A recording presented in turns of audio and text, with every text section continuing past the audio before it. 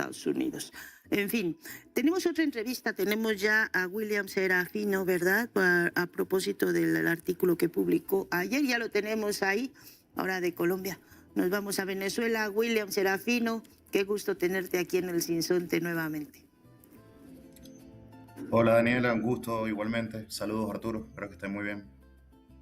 Bueno, pues nos mandaste ya otro artículo, otra vez muy interesante, que se llama Narcoterrorismo, como no te lo habían contado, ese es el título, y nos dices que después de cobrar la primera víctima en Venezuela y ahora con los ojos en Brasil, México, Colombia, pues ya estamos en la mirilla del Pentágono, lo que hemos dicho aquí muchas veces, pero tú dices, bueno, conviene preguntarse si estamos ante un cambio de la doctrina imperial y lo que ello implica en términos de metodologías de injerencia más allá de la dimensión militar.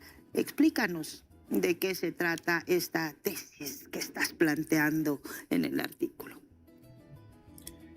Sí, bueno, el artículo se origina evidentemente, fundamentalmente lo había escrito en torno a la realidad brasileña, que obviamente ha acaparado la atención de los medios, todos los observadores nacionales por estas que se dieron hace pocas semanas del Comando Vermelo y del PSC. Sin embargo, yo lo que veo, lo que me interesaba ver en ese artículo era si efectivamente estábamos en un cambio de doctrina o si más bien estábamos bien cerca de lo que ya pregió en los años 80 con esta prima posicionarlo como una especie de enemigo principal, obviamente en el contexto de los 80 también a la necesidad de plantearlo como una especie de lo que era el comunismo, ¿no? Se planteaba... Te estamos oyendo un poco... Perdón, te estamos oyendo un poco cortado. A ver si movemos el... Debe ser quizá la línea o alguna cosa. Sí, no sé si tengas chance de acercarte al módem o de mejorar de alguna manera, si es posible, la conexión del internet. Si no, veamos cómo podemos solucionarlo. Creo que se alcanza a escuchar un poquito más fluido. Ajá. Déjame ver si puedo volver a conectarme, a ver si con eso mejora. Ahorita ya te oyes muy bien, con el susto. Ahora ni le muevas, mejor arranca. Ya se conectó bien. Mira, la otra vez estaba en los Andes venezolanos y tuvimos problemas. Me moví a Caracas y seguimos teniendo problemas de conexión. Hay algo ahí que no termino de entender, pero bueno.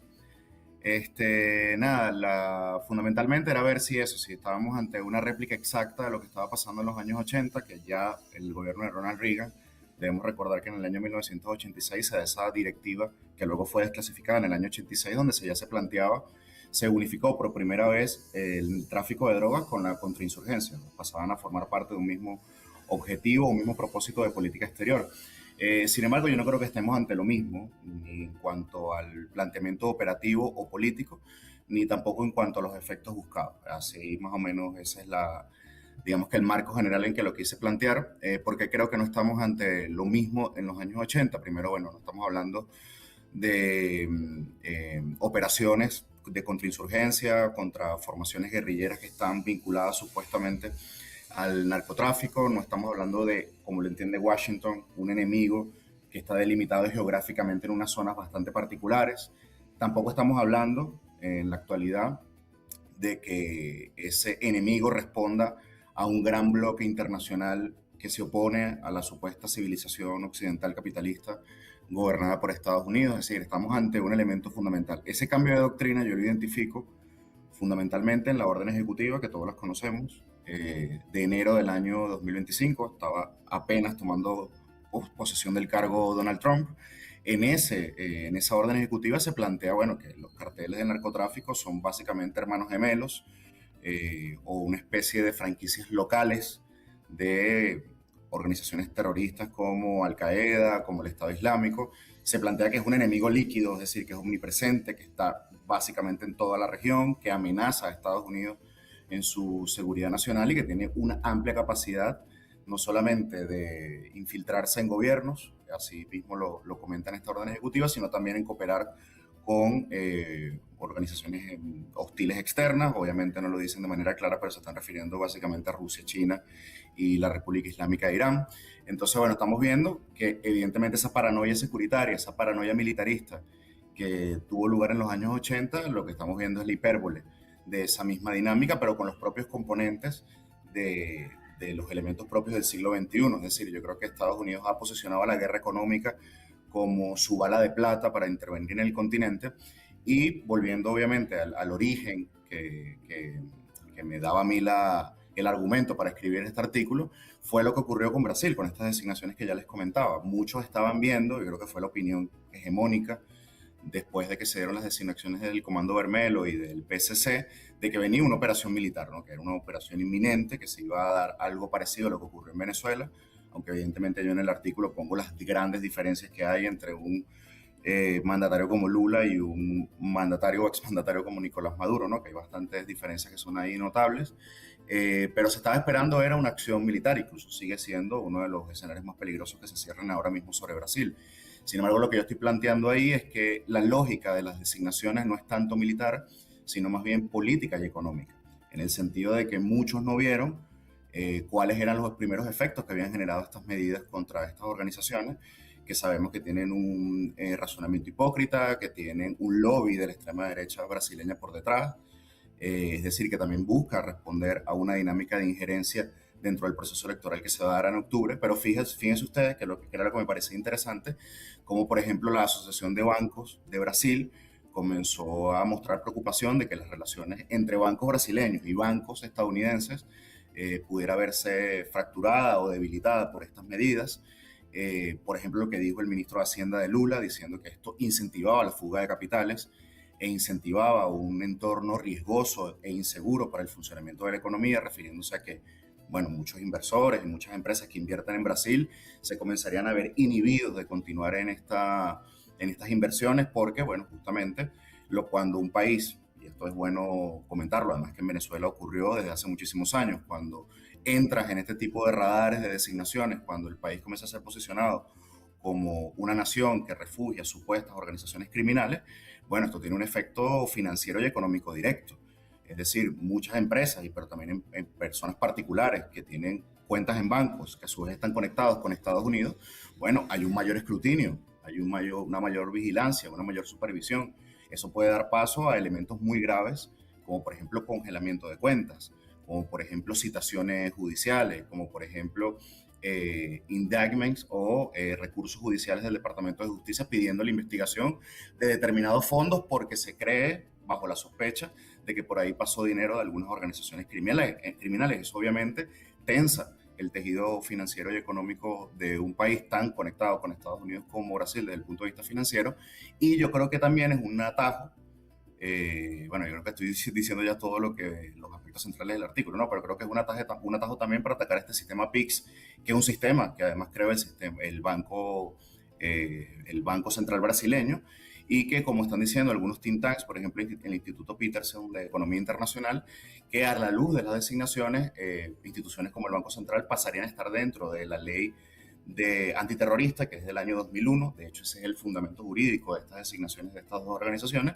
Entonces podría el banco sufrir una especie de mayor vigilancia, de mayor supervisión, y eso obviamente genera un efecto contagio sobre la economía brasileña.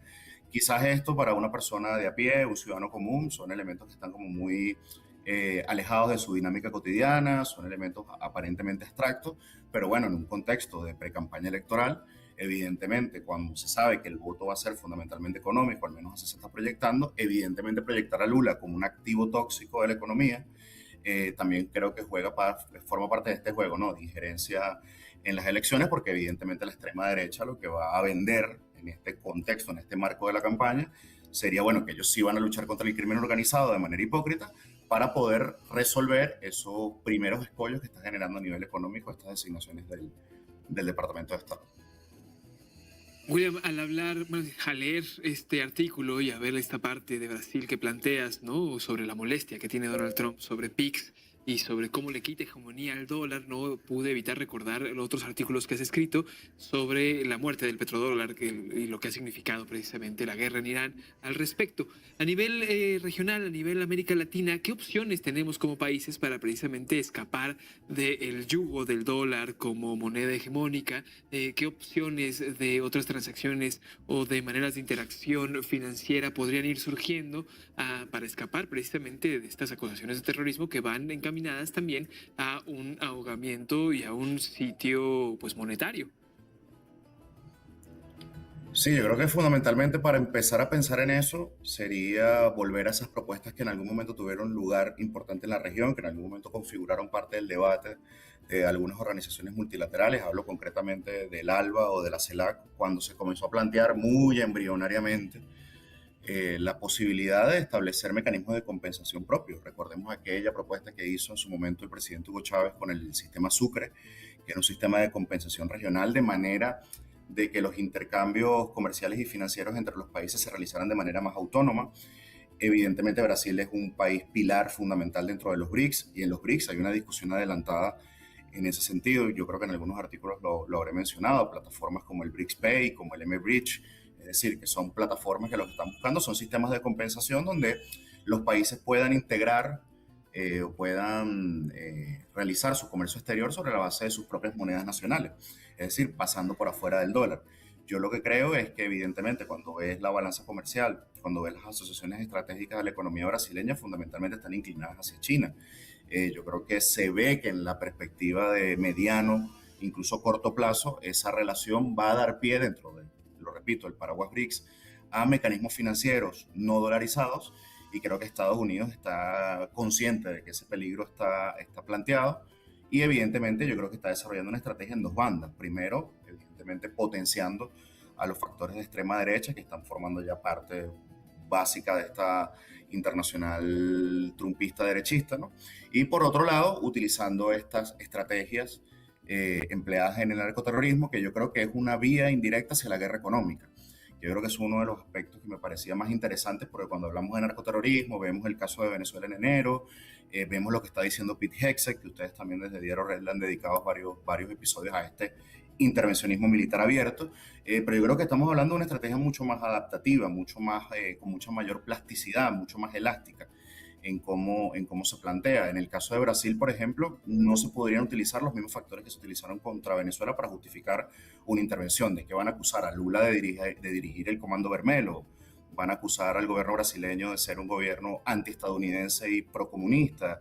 ¿Lo van a acusar de algún tipo de fraude electoral o de determinadas tretas antidemocráticas? Es decir, ninguno de esos argumentos son viables, no son creíbles, aunque sabemos que la administración Trump tampoco es que se para mucho a pensar la sofisticación del argumento, ¿no? Para poder atacar a los países de América Latina.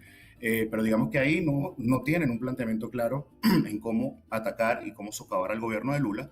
Y el narcoterrorismo, por eso lo planteaba de esa manera, creo que le da un mayor arco de acción, un mayor marco de acción imperial evidentemente, con la idea de afectar la economía y de afectar las finanzas del gobierno brasileño y de la propia sociedad. Imaginémonos, cosa que ocurrió en Venezuela, por eso digo que hay antecedentes que deberíamos tener bastante bien vistos. Por ejemplo, hay casos de, ni siquiera te estoy hablando de grandes empresarios, estoy hablando de empresarios medianos, estoy hablando de personas particulares que tenían cuentas en bancos venezolanos, que tenían corresponsalías con bancos norteamericanos. Cuando empezó todo el tema de que Venezuela, el cartel de los soles, el tren de Aragua, esto viene desde hace muchos años, ¿no? Del tema de Venezuela, digamos, como un país de refugio de organizaciones criminales. Bueno, muchas de esas personas perdieron sus cuentas, no las pudieron utilizar. Eso también hizo que muchos bancos estadounidenses se fueran del país porque dijeron, cuidado, aquí podemos enfrentar algún tipo de proceso judicial, podemos enfrentar alguna multa del Departamento de Justicia o del Departamento del Tesoro, nos vamos de Venezuela. Y eso evidentemente tiene efectos económicos, no solamente por el lado de debilitar las inversiones y los lazos económicos propios entre dos países, sino también entre personas particulares. Imagínense ustedes, que ese es el llamado a la alerta que yo hago un poco con el artículo, que pocas semanas o pocos meses antes de las elecciones en Brasil comencemos a ver este tipo de movimientos bancarios, que comencemos a ver síntomas de fuga de capitales, que comenzamos a ver a asociaciones bancarias que no pueden movilizar determinados recursos. Bueno, eso evidentemente va a enmarcar el debate electoral, y yo creo que es una forma de que, como Estados Unidos sabe que no puede ir por la vía venezolana para desestabilizar al gobierno brasileño, creo que el narcoterrorismo le da un marco lo suficientemente amplio para lograr elementos de desestabilización financiera, de desestabilización económica, que evidentemente proyectan las candidaturas por la candidatura de extrema derecha en este caso. Bueno, pues William Serafino, muy como siempre interesantísimo preguntarnos si podemos algún día, en algún momento, pensar en un mundo sin dólar. Creo que ya es tiempo, ya lo han preguntado, se ha quedado ahí pendiente y luego pues es hora ya también en estos momentos de empezar a preguntárnoslo. Muchísimas gracias por conectarte con nosotros y ya esperamos el nuevo artículo. Muchísimas gracias, que tengan un buen día. Hasta luego. Bueno, pues